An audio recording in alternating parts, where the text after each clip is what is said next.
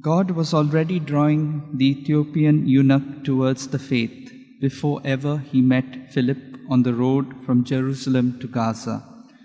This wealthy Ethiopian civil servant was a God-fearing Gentile who worshipped Yahweh and followed whatever Torah rules he could in his actual situation.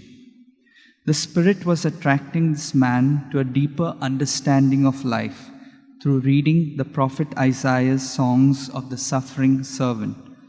When the cheerful deacon Philip chose to travel the same road as the Ethiopian, divine providence was clearly at work. The foreigner was grappling with the scriptures, but unable to understand their mysterious message. Listening to this man reading aloud from Isaiah, Philip asked him, "Do you understand what you are reading?"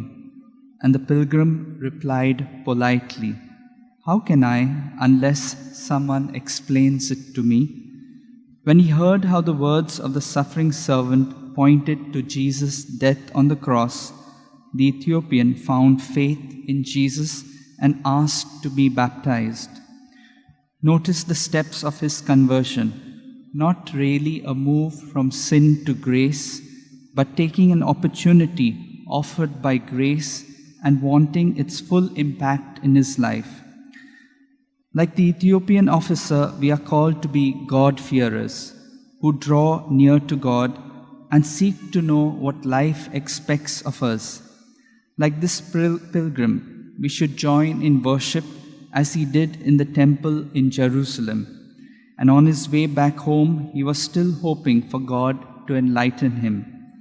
After his leap of understanding, he was baptized and was saved in Christ.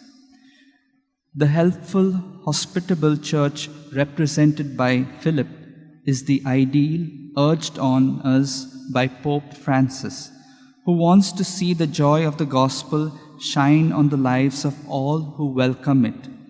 We too can help spread the good news, like the Ethiopian who went back home to bring the faith to his own country.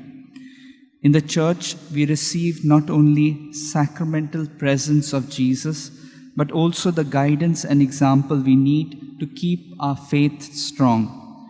Remember his words, "I am the living bread come down from heaven. Whoever eats this bread shall live forever." That I may continue to spend quality time with Jesus in my life, let's pray for this grace for one another.